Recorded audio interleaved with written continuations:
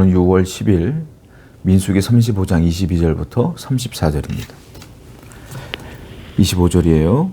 피를 보복하는 자의 손에서 살인자를 건져내어 그가 피하였던 도피성으로 돌려보낼 것이요 그는 거룩한 기름 부음을 받은 대제사장이 죽기까지 거기 거주할 것이니라. 하나님께서는 고의가 아니라 모르고 실수로 사람을 죽인 경우는 도피성에 들어가서 그 대제사장이 죽을 때까지 나오지 말아라. 그러면 살리라. 이렇게 말씀하신 거죠. 그러니까 하나님께서는 제가 어제 설명드린 것처럼 생명을 굉장히 소중히 여긴다는 걸 다시 한번 오늘 본문에서 또 이야기하고 있어요. 하나님은 고의적 살인과 그리고 실수로 죽인 살인을 명확하게 구분하고 있다는 거예요. 이것은 다시 말씀드리지만 생명을 소중히 여기는 하나님의 마음이었다라는 거죠. 성도 여러분, 우리도 마찬가지예요. 이렇게 하나님은 한 사람 한 사람을 귀히 여겨요. 그런 하나님이셔요. 우리 공동체에 하나님께서 보내신 분들로 함께 만나지 않았습니까? 그러면 한 분 한 분이 소중한 거예요. 한 분 한 분들을 사랑하고 용납하고 위하여 기도하고 서로 관계 맺으면서 서로를 정말로 존중히 여기는 그런 공동체가 되어야 돼요. 한 명 한 명이 얼마나 소중하고 귀합니까? 그런 마음으로 우리 함께 신앙생활 할 수 있도록 우리 함께 노력해야 될 줄로 믿습니다.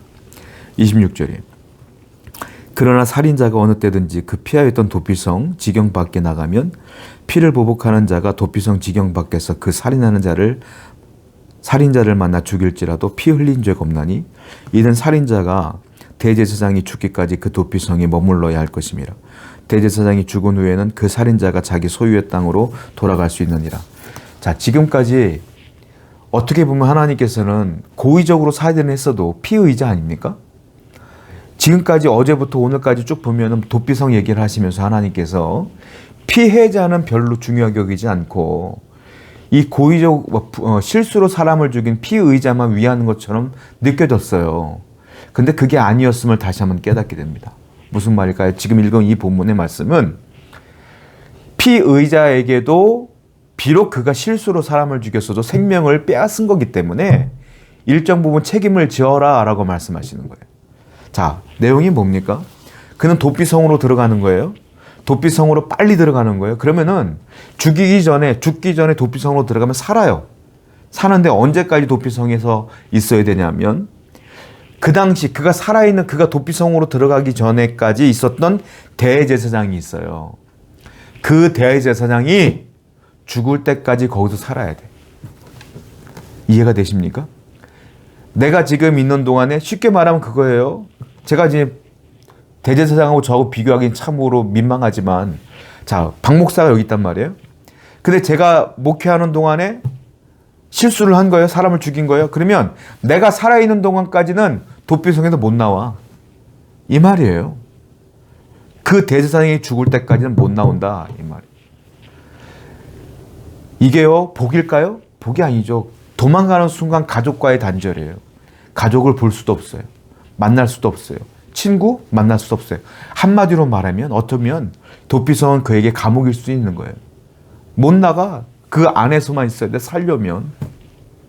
왜 그럴까요? 하나님께서 그도 산 생명을 빼앗은 살인자잖아요. 그러니까 성경은 계속 그 실수로 사람을 죽인 자도 살인자라고 표현해요. 계속 살인자예요. 그 하나님께서 기회를 주시는 겁니다. 도피성에 있어서 네가 실수로 사람을 죽였어도 그 생명이 얼마나 소중한가를 깨닫고 네 잘못을 돌이키고 회개하고 반성하는 시간을 가져라. 이 말이에요. 그런데 그가 그 시간을 갖지 못하고 나오면 그 피해자 가족들이 그를 잡아다 죽여도 무방하다. 하나님께서 말씀하시는 거예요. 그러니까 무조건 용서가 아니에요. 책임을 져라. 네가 죽인 사람에 대한 책임을 져라. 라고 하나님께서는 말씀하고 계시는 것이다. 라는 거예요. 성도 여러분, 그러므로 죄를 지어서는 안 돼요. 저와 여러분도 죄를 지으면 하나님이 무조건 용서해 주지 않아요. 책임이 있어요. 하나님은 회개하라 용서해 준다라고 말했지만 회개하고 용서함 받아도요. 죄에 대한 대가와 책임은 져요. 여러분들이 20대 때, 30대 때, 40대 때 지은 죄들 있잖아요. 하나님이 용서해 줬을 겁니다. 용서해 줬지만 죄의 흔적은 남아 있고요. 그 죄에 대한 청구서는 언젠간 돌아와요. 그걸 분명히 아셔야 돼. 그러니까 여러분들 죄 지으면 안 돼요. 항상 하나님께 거룩하게 살려고 노력해야 돼. 내가 죄를 짓는 순간 손해. 분명히 손해야. 그러니까 죄를 멀리하는 여러분들을 축원드립니다. 30절 볼게요. 사람을 죽인 모든 자 곧 살인하는 자는 증인들의 말을 따라 죽일 것이느냐 한 증인의 증거만 따라서 죽이지 말 것이요. 자, 살인자들이 있을 거예요. 사람을 죽였어요. 그 사람들이 재판을 받아요. 붙잡혀갖고 도피성으로 도망가기 전에 재판을 받아요. 재판을 받는데 무조건 살인자는 살인이야. 사형이야. 이 당시에는. 사람을 죽이면 똑같이 사형이에요.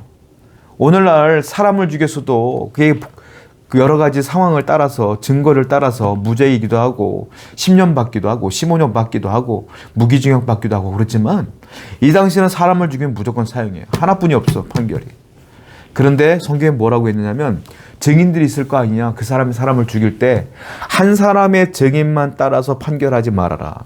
최소한 2명 이상 2명 이상의 증인들의 말을 들어보고 공정하고 공평하게 판단을 내려라 라고 말하고 있어요. 하나님은 공의롭게 말씀하고 있다는 거예요.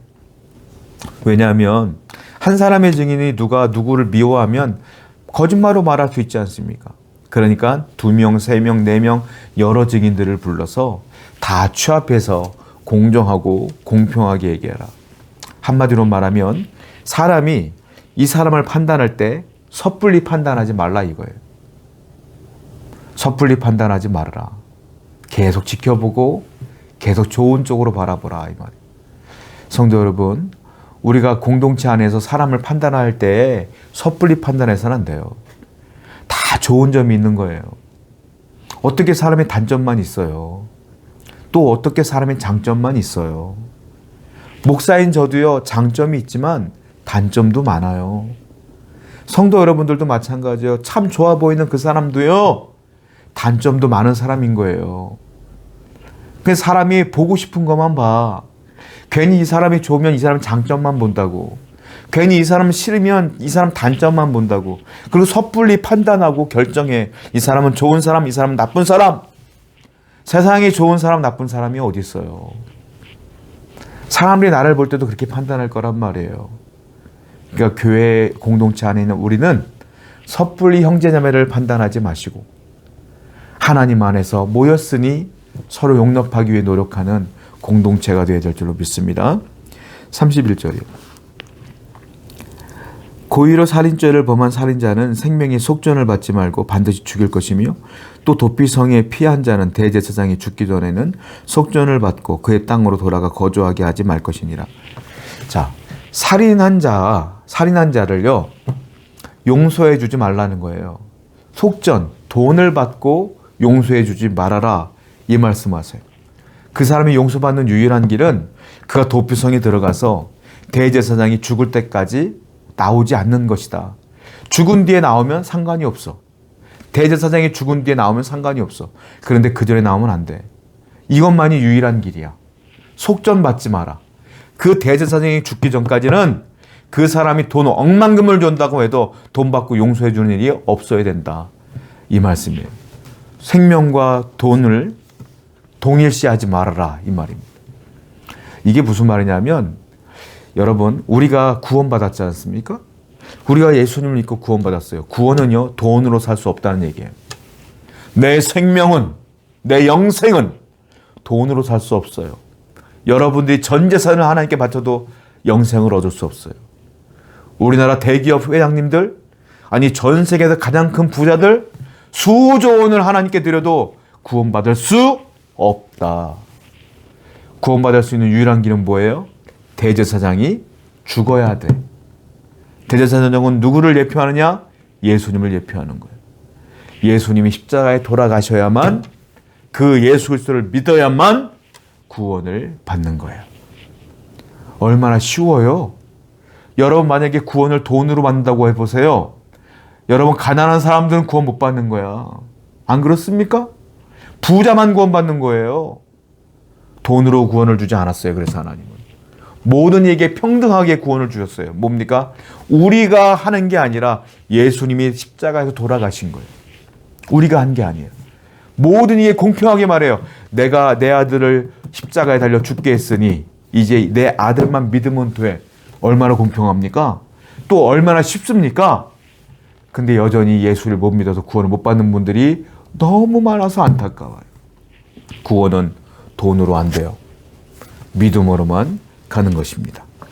33절이 너희는 너희가 거주하는 땅을 더럽히지 말라. 피는 땅을 더럽히나니 피 흘림을 받은 땅은 그 피를 흘리게 한 자의 피가 아니면 속함을 받을 수 없느니라. 너희는 너희가 거주하는 땅 곧 내가 거주하는 땅을 더럽히지 말라. 나 여호와는 이스라엘 자손 중에 있음이니라. 너희는 피 흘림으로 내 땅을 더럽히지 말라. 가나안 땅을 더럽히지 말라. 피 흘림이 뭡니까? 사람을 죽여서 피를 흘리게 말아 이 말이에요. 사람을 죽이면 피가 흐를 거 아닙니까? 그 피 흘림으로 내 땅을 더럽히지 말아라. 이 땅은 거룩한 땅이라. 더럽히지 말라가 계속 나와요. 피 흘림으로 더럽히지 말란 말이 계속 나와요. 하나님의 땅을 더럽히지 말아라. 살인하지 말라는 거예요, 한마디로. 예수님이 신약 성경에 뭐라 그랬어요? 형제를 미워하는 것이 곧 살인하는 것이라 그랬어요. 하나님의 거룩한 땅, 거룩한 공동체가 우리 교회예요. 이 공동체를 더럽히는 행위가 뭔지 아세요? 피 흘리게 하는 거예요. 피 흘리게 하는 게 뭡니까? 살인하는 거죠. 살인하는 게 뭡니까? 예수님이 뭐라 그랬어요? 형제를 미워하는 것이 살인하는 것이니라. 공동체를 더럽히는 게 뭡니까? 누군가를 미워하는 겁니다. 우리 교회에 누군가를 미워하고 싫어하는 것 자체가 이 하나님의 땅을 더럽히는 행위라는 거예요. 하나님은 가만히 있을 수가 없어요. 성도 여러분, 미워하지 마세요. 왜 미워해? 왜 미워해서 이 거룩한 공동체를 더럽히는 거예요? 하나님이 말씀하셨잖아요. 더럽히지 말라고. 미워하지 맙시다. 사랑해도 시간이 부족해 우리는. 아니 일주일에 한 번 만나는데 뭘 이렇게 미워할 짓을 했어 우리가. 서로 사랑해도 아까운 시간. 예수님을 믿는 믿음으로 모인 사람들이요. 사랑의 빛에 사랑의 은혜에 빛을 진 사람들이요.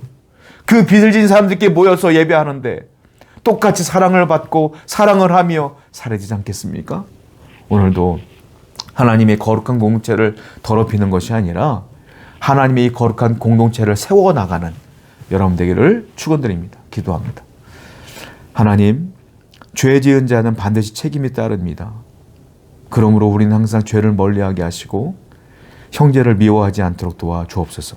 예수님의 이름으로 기도드렸습니다. 아멘.